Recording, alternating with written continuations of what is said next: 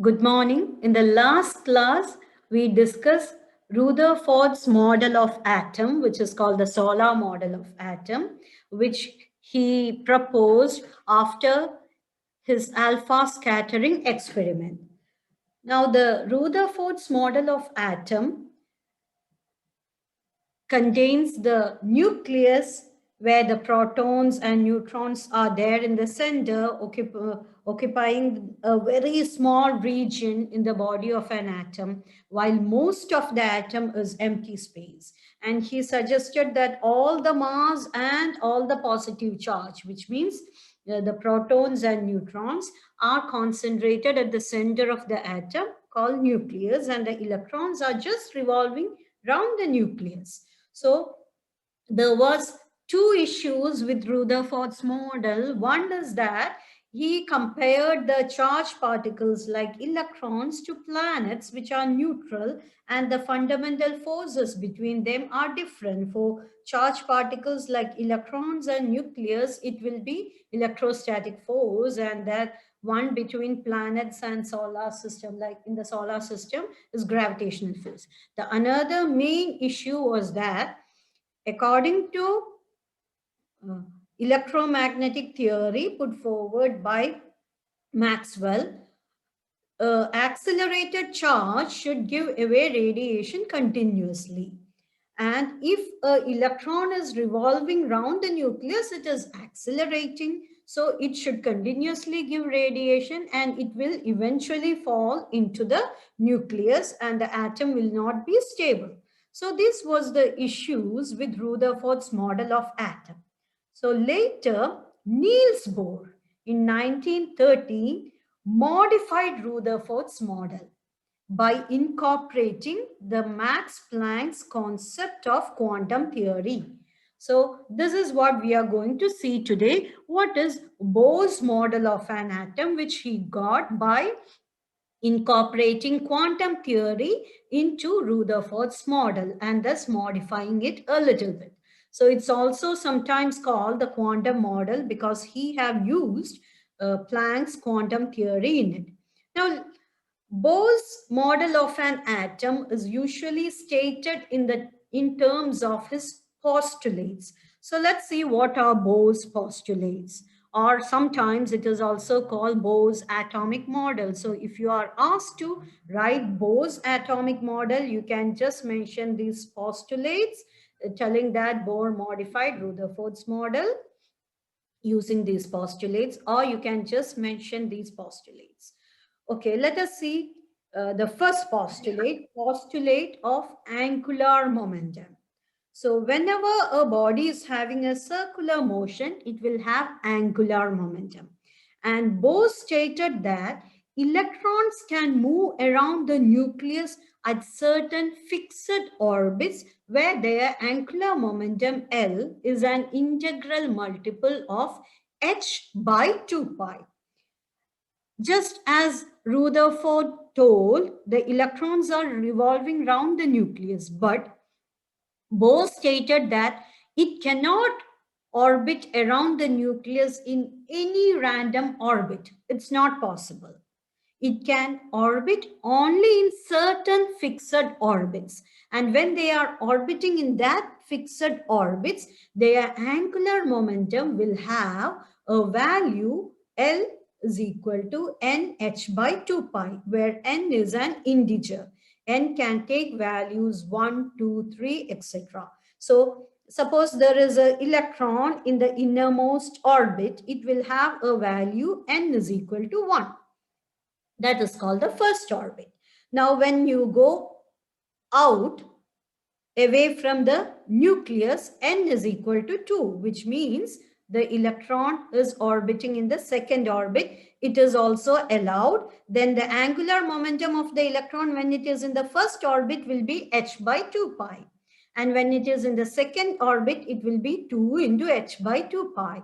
When it is in the third orbit, what will be the angular momentum? It will be 3 times h by 2 pi, where h is Planck's constant. And what is its value?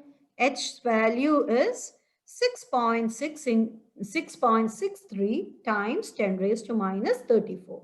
So this is the first postulate put forward by Bohr. Bohr put a condition to the orbits of electrons around the nucleus. That is the first postulate.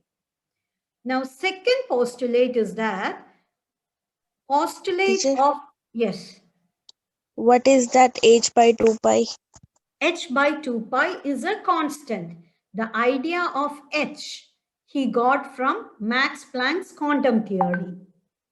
So if angular momentum of the electron is any value other than n into h by 2 pi, it cannot exist. Okay, so the electron, when it is revolving in around the nucleus, it will always have this value only. That was an intelligent guess made by Bohr. It's called Bohr's postulate, right? So he guessed this value, h by 2 pi, and experimentally it was found uh, obeying this law or this postulate when it comes to hydrogen atom. And there is also another example, like we saw in the last class or last chapter, de Broglie waves, right? So electron is a form of wave. So it will have a wavelength. So only if the angular momentum L is equal to nh by 2 pi, a wave can be closed in this orbit. A wave will complete in this orbit. So that was another point where Bohr must have got this idea of h by 2 pi. Also, h by 2 pi is called the reduced Planck's constant. H has a value 6.63 into 10 raised to minus 34 divided by 2 pi. As I told you before, this quantity h by 2 pi comes in physics in several places. So sometimes it is represented by h cross also, which we saw in Heisenberg's principle, uncertainty principle. So that is a constant value which Bohr identified, and it goes well with the angular momentum of electron. So this is his postulate. He made an intelligent guess which was later experimentally shown and theoretically shown agreeing with the results. Is that okay? Okay. So you have to learn h by 2 pi as such. So it's called sometimes reduced Planck's constant also. Now, the second postulate is called the postulate of energy state.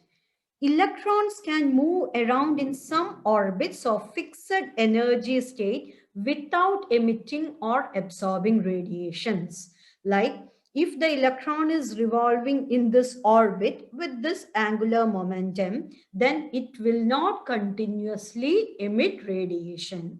That was the issue with Rutherford's model, right?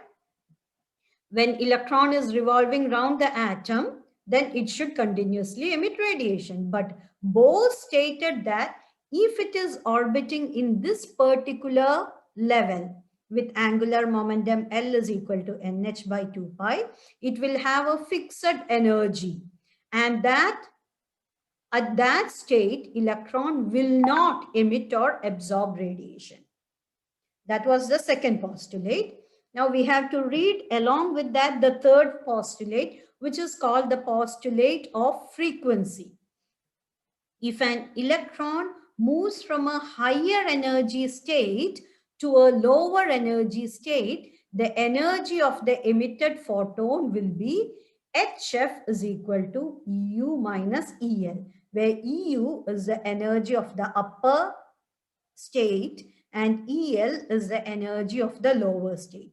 See, the electron, when it is revolving in an orbit, suppose it gets some extra energy, if some radiation is incident on it, or if it gets heated up, the electrons will take up this difference in energy and jump to a higher energy state, which again is stable. Now, after jumping to a higher energy state, it can at any time come down to its lower energy level. And during that process, it will give out a energy which is equal to the energy difference between these two states.